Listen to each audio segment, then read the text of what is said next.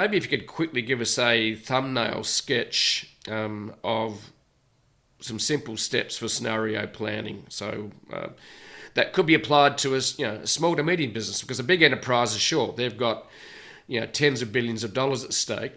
So what would be a simple approach, if you can share that with us, to scenario planning for a small to medium business? What would be the process that you'd recommend for them?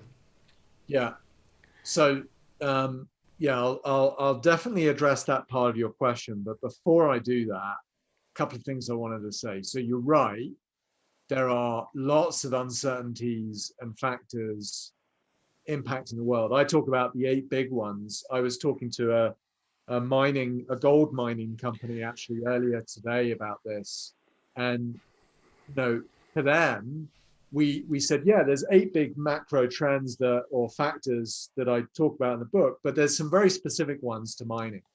And I think that that's what you've got to do is you've got to, yeah, look at the big ones, and that's good context, but actually make it real for your company and say what's specifically important for our Yeah, company, and kind of bring it down a level. And it's almost like a prioritization, because you yeah, can't look at everything. You don't have, the resources to kind of look at everything. So that prioritization piece, Jeff, is yep, really, really important.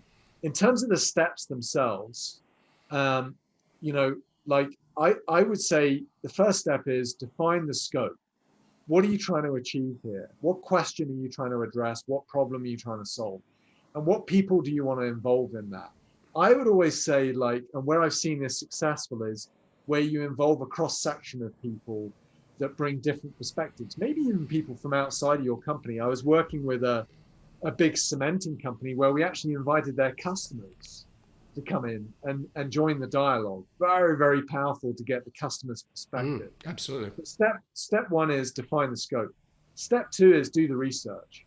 And that's doing primary, secondary research. It can be a multi-month process or a 2-day process, depending on how much resource you want to throw at this. Hmm. Step three is analyze the trends and understand, what does the research tell us? What does it mean?